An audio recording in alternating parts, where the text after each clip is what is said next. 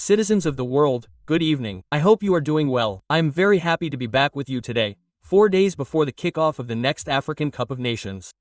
It will be held in Morocco from next Sunday until January 18th. So while European football is in a very wintry state, African football is taking over with a competition that always has incredible scenarios that are really quite crazy to follow. I have been following this competition since 2019, when Algeria won it for the first time with the arrival of Belmadi, and things got a bit heated. I also followed Ivory Coast's victory at home to the FA des Mers. So there are often new coaches who manage to do some pretty crazy things. And this year, I really wanted to share a little bit about the African Cup of Nations with you, to let you follow it on the channel with analyses that are a little different from what you see on other media. So, I found it all the more interesting because, as you know, I usually talk a lot about League 1 and League 2 on my YouTube channel, and this African Cup of Nations involves more than 50 players, I think, in League 1. So, obviously, it's something that's quite important for the players who play in our leagues. But it's also a competition that sees many emerging countries and teams in the world of football compete against each other. Because we're looking at teams like Morocco and Senegal today, these are teams that are expected to perform well at the 2026 World Cup. So these are teams that are increasingly training their players, even having them play in their own league before they head off to big European clubs and so on. This is often the case, but overall, these are countries that are now starting to raise the bar more and more in terms of training, and this is obviously reflected in the national team matches. So that's why I thought it would be really interesting to share a little bit with you and let you follow the African Cup of Nations, which starts next Sunday. Today, we're going to talk about an outsider, or rather a semi-favorite in this competition, the Democratic Republic of Congo, which is a team that I've been following for 2 or 3 years now. First of all, as a longtime supporter of Nantes, I was able to make the connection between Samuel Mutasami's performances in the national team and what he could do at club level. There's another reason for that. As those who follow me know, I talk a lot about Chancel Memba on the channel, and it's true that he's a player who is very emblematic in this DRC national team who, for all his years at Anderlecht, Newcastle has already been the boss of the defense of this team. That is to say, regardless of his career at the club, he has always been there for the DRC, and he's one of the key players who we already know will perform in this competition and who always responds, which is not necessarily the case for other teams like Cameroon at the moment or even Egypt where, in terms of key players, we're starting to ask ourselves some questions, there are even some complicated stories and so on. The DRC, for once, have a kind of dynamic there. There are players who have been there for really many years. I was telling you about Mutusami. He's been a regular in the Leopards' midfield for years now.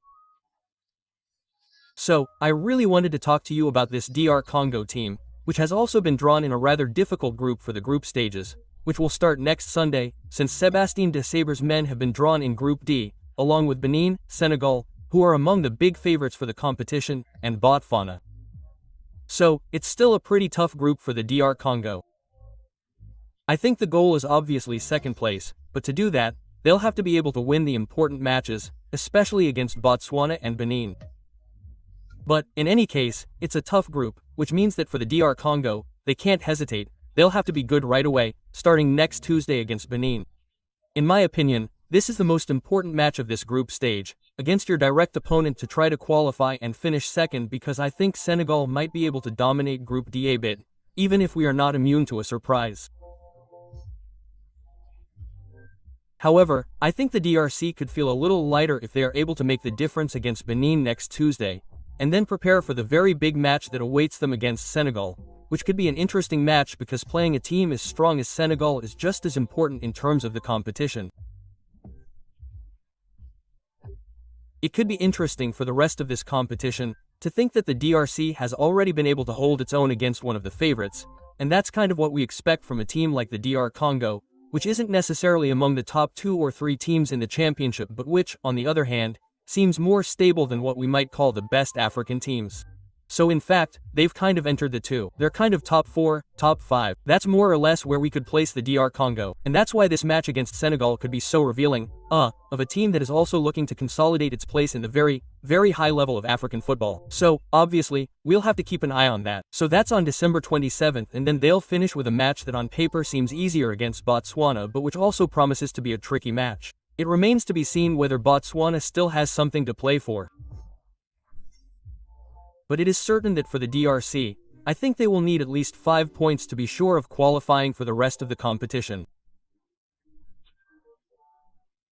And that is obviously the objective of the DRC, who in the last round stopped in the semi-finals against the winners of the competition, Côte d'Ivoire, but who I think will be keen to at least repeat their performance by reaching the semi-finals. In the top 4, which in my opinion corresponds more to their current position in terms of stability, their squad and also young players who are gradually starting to rise, in particular young dual nationals with Belgium, England trained in France, and young dual nationals who are also starting to perform with the selection of Sébastien Desabre, who is also doing a lot of work with the youth, a little bit from the DRC, to try to strengthen his squad a little more each year. In this case, I think that places the DRC in an even more important role than in the last tournament, which is really now a role of semi-favorites rather than outsiders in reality. So there you have it, they will really have to respond immediately to the Democratic Republic of Congo, who will have a fairly strong group. So, okay, I have given you the lowdown on the squad put together by Sébastien Desabre for this African Cup of Nations. So, I suggest we dive even deeper and try to imagine a starting 11 for the DRC for this competition. I went straight to the starting 11 that Sébastien Desabre had fielded against Nigeria. So it's still very recent, which allowed the DRC to get this continental playoff to qualify for the next World Cup. So they are still in the ECL and they can still dream of being present at the 2026 World Cup. It will obviously be a very important moment for this DRC team, which I don't think has been in the World Cup since about '74, or in the '70s. So, overall, it will be an important meeting in March, but before that, it's the African Cup of Nations, so the DRC has to do well. And so let's take a look at this famous starting 11. In goal, we have Lionel Mpasi, who spent many years at Rhodes in League 2, and who is a goalkeeper who has been the goalkeeper for the DRC for quite a few years now. It should be noted that against Nigeria, he was taken off at the very end of the match to make way for Timothy Feo, who came out of nowhere. He is the goalkeeper for Singale in Switzerland, who produced a rather exceptional penalty shootout that allowed the DRC to beat Nigeria. The final score was 1-1 and the victory was on penalties. In defense, we have some well-known names, particularly from the English leagues. Arthur Maswaku, who currently plays for Sunderland. Axel Tuansby, a former Manchester United prospect, plays for Ipswich. Chancel Mbemba, who is well known in France, has played for quite a few clubs during his career. FC Porto, Newcastle, Olympique de Marseille, Los Angeles, and more particularly Aaron Wan-Bissaka, who really excelled with Manchester United and is now an undisputed starter for West Ham in the Premier League. So he also has a rather interesting CV. Samuel Mutusami trained at Olympique Lyonnais and spent many years at FC Nantes, who now plays for Atromitos in Greece. Galeo Mukau, whose first name is quite hard to pronounce, also plays for Los.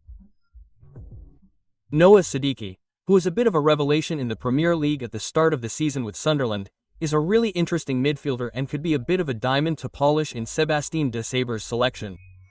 But Chachelia has been a key player for the Leopards for quite a few years, having spent many seasons in Switzerland with Young Boys Bern, who now plays for Alanya Sport in Turkey. Cedric Bakambu, a former Marseille player and former Villarreal player, no need to introduce his CV, who is perhaps the Leopards' main offensive asset. And then Nathaniel, who plays for Montpellier in League 2, who spent some time with Dynamo Zagreb last year. So, overall, we have a fairly consistent squad with a defense and midfield that I find very interesting compared to other national teams. I think that the DRC really has a good response in this area, but we also realize that we have an attack with players who are perhaps struggling a bit more, who are particularly just getting back on their feet in their careers. I'm thinking of Mikakilia, who has been with his club for 2 or 3 years, and it's still quite complicated for him. Even Cedric Bakomo, who is much older, has been a bit more complicated for him in recent years. And then Nathaniel Mabu, who is a bit of an eternal hopeful who has never confirmed his worth and who is currently looking to reassure himself and can still count on playing for his national team to intermittently show some exploits. So to better understand this DRC squad, I suggest we do a line-by-line analysis so that we can break down this 11-man squad. Let's start with the defense. So I've named it a Premier League defense. It's no coincidence that the 4 players here have all played in the Premier League. Arthur Masuaku played for West Ham and is now at Sunderland. Wan-Bissaka, Manchester United, and now at West Ham. Axel Tuansby was a starter last season with Ipswich. So there you have it, he's also played quite a few Premier League games. He also trained at Manchester United. Chancel Mbemba played for Newcastle when he was a little younger and still has experience and a CV that we can think of as being at least equivalent to Premier League level. So I think this DRC defense has some real punch. The only small downside I think is that Arthur Masuak, in his last few outings, even in the Premier League, I find him a little less efficient and solid than what we had seen even when he played for Besiktas in Turkey and so on, where I really thought he was a great fullback. There may be some doubt about the length of the competition, about whether or not there will be competition with Joris Kame, who is the left back for Genk in Belgium and who, overall, has shown some good things with this Congolese team, especially in midfield. We have also seen him play a little in midfield, but he is above all a left back who I think can compete with Masuaku, especially if, like in his last few selections, what we saw in October and November, Masuaku continues to be perhaps a little less efficient. There may be some competition, but otherwise things shouldn't change too much. So for Tuansby, there could be a bit of competition with Kapuati, but overall, I think these four should be the ones who line up for the very important match against Benin next Tuesday. So, there you have it, a really solid defense, lucky for the Mbemba players who always respond, come rain, snow, wind, whatever his situation at the club, even if he doesn't play for a year, every time he's with the DRC, he responds. It was him who scored a header a very short time ago against Cameroon to allow the DRC to play against Nigeria and get their ticket to play in a very important playoff for the World Cup next March. But there you have it, Chanel Mbemba. Well, his CV obviously helps him integrate a little into this team of Sébastien Desabre, but he's also expected in this competition. It's now up to him to prove that he's one of the best fullbacks in the CAN because in my opinion he is. His CV speaks for itself overall. So there you have it. I think this defense should be pretty reliable overall, and in any case we realize that it's still a team that concedes relatively few goals. Now we'll see if they can hold their own, especially against the offensive armada of a team like Senegal. We'll find out in 10 days for a match that will certainly also be quite rich in lessons for the rest of the competition. So there you have it. Now we're going to focus on the midfield, which, I think, is worth a look because it's a midfield that has changed quite a bit since the last African Cup of Nations. Of the three players you see on the screen, only Samuel Motusami was already present in the Leopards' midfield during the last African Cup of Nations. We often saw him partnered with Charles Paquel. Let's not lie, this DRC midfield is still more impressive. Here, we still have three players who are athletically present, physically as well. Over the length of the matches, normally they should be present. Even though Mukau has had to deal with a few injuries, particularly at the start of the season, and those are the only doubts surrounding his early career because he has the talent, but for the rest, he's still a fairly solid midfielder, very dynamic, who alternates quite a bit. I've put Samuel Mutusami in the number 6 role, but he's anything but a fixed guard. Siddiqui, one of the revelations of the Premier League at the start of the season, I think he's a pretty formidable player. He's very active in midfield, so he can still be sharper, especially in his offensive runs. But for the rest, defensively and so on, we already saw that with Union St. Gilloise, but he's really a great player and given his age, I have no doubts that he'll be one of the future leaders of this team. Sébastien Desabre. So, overall, I find it very interesting. Samuel Mutusami, who is a bit like Chancel Mbemba, to a lesser extent, because Mutusami, we know that he will never win the African Golden Ball, but there is a reliability in this player that is still very interesting. He never cheats. That is to say that we know his basic faults on a technical level. We know that he is very limited. There is no problem with that, but on the other hand, in terms of reliability, desire, determination in the midfield, well, you can be sure that over the length of the competition, he is a player who will make the difference at one point or another, especially in matches that can be played without extremism, as is often the case for the DRC. During the last selections that we have seen and so on, while Mutusami, for the length of a match, he keeps up the pace and until the end, he will never give up. That's really it. He's a player who has a great mentality, and even if at club level it's a bit less so because he's gone to Turkey today, he's playing in Greece and so on, but with the national team, he's still there. He's there and he's clearly one of the key players in the DRC for this competition. So that's it, and then I may have a bit more doubts about Mukau. He's a great player in terms of talent and so on. So we'll have to keep an eye on that because of the three players, Mukau is supposed to provide the most offensive support. So that's to say, he's the one who's best able to make the transition between defense and attack. He's the more offensive profile who's also capable of getting up the ball, making an impact and so on. We'll see what happens physically if he can keep up with the pace of a competition like this. He could compete with other players. There, I saw that Gail Kakuta had been called up as a reinforcement in place of Mario Strikers, the Anderlecht player. So, Mukau, it will be up to him to last the competition. It will obviously be the same, a very important competition for him, the first with the DRC. He will have to be present, but I think that in the idea of playing alongside two players like Mutusami, like Siddiqui, it is still easier and it could make the job of Lille easier. So there is one small downside to this team, it is the attack. Offensively, I think that it is good and it is still a little more limited. It is worth noting the absence of Johan Wissa, who has had many successful seasons in the Premier League with Brentford under his belt. He is a capable winger or number 9, because Johan Wissa is capable of playing in all attacking positions but is capable of making a difference all by himself. So, that's quite interesting. Where, let's not lie, between Mekakilia and Nathaniel Mbu, it's quite complicated. These are players who will obviously play on their quality of speed and impact. So, we've known for years that the DRC can count on wingers with speed, etc. Players who will eat up space to be able to cause damage in transition and on the counterattack, and we suspect that this is likely to be the Leopards' offensive strategy in this competition. But that can have its limits, especially against a team that might have to wait a little longer for you. I'm thinking of the match next Tuesday against Benin. We'll have to see how that team behaves. But Chakalia in particular, we'll have to see how it goes. So, I've put Nathan Alem in the starting lineup because that was the case against Nigeria. Nothing is less certain about the competition because I think he'll still have to face competition from a player like Bali Kisha who, even though he's been at a higher level for years than we've seen him before, etc. Balakusa is capable in 2 or 3 games. Yeah, even if he scores 2 or 3 goals, it could completely change the team's dynamic. There could also be competition from Thunda. So we'll have to follow Sébastien Desabre's choices in the left-back position. Nothing is less certain about whether or not Natalim will be in the starting lineup. Well, overall, it's quite complicated. Even with Montpellier in League 2, he's not a player who makes a huge difference yet. So, we have to follow the Leopards' attack, which can at least count on Cedric Bakambu, who is perhaps the only offensive player in this team, the only added value, an experienced player who, in my opinion, is the only player in this squad who is capable of scoring 2, 3 or maybe 4 goals in the competition, who is capable of scoring the goals that will do this team good because, apart from that, I find it hard to imagine that they could be the DRC's top scorer in the competition if it wasn't Cedric Bakambu, provided he plays a series of matches and is present because I think that, well, he will also be quite scrutinized.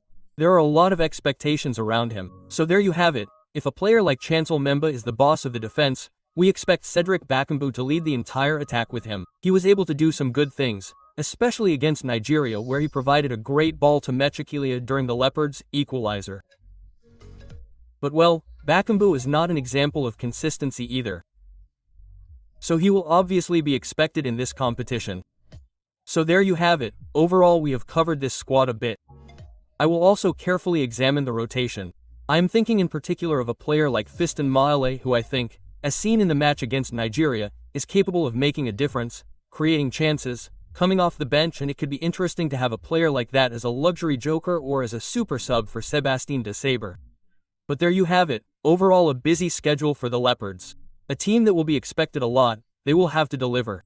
It will also be necessary, in particular, I am thinking of the match against Botswana, for them to show that they are truly capable of converting their chances or dominating because, like the match against Nigeria where after the DRC equalized from the 30th to the 120th, they had a plethora of chances. The DRC should have killed the match well before, but they still went into the trouble session because they were not able to convert their chances. So there you have it, they also have to be able to make the break, to hurt their opponents even when they are leading. They make a decision, either to defend, to hold the score, or to go for it and then score 1 or 2 more goals to really kill the opponent. So, I also expect the DRC to show even more, how can I put it, to be even more conquering, to assert itself even more, to show more character and to really give it 100%. Because I think there really is a way to do something in this competition, at least to reach the semifinals.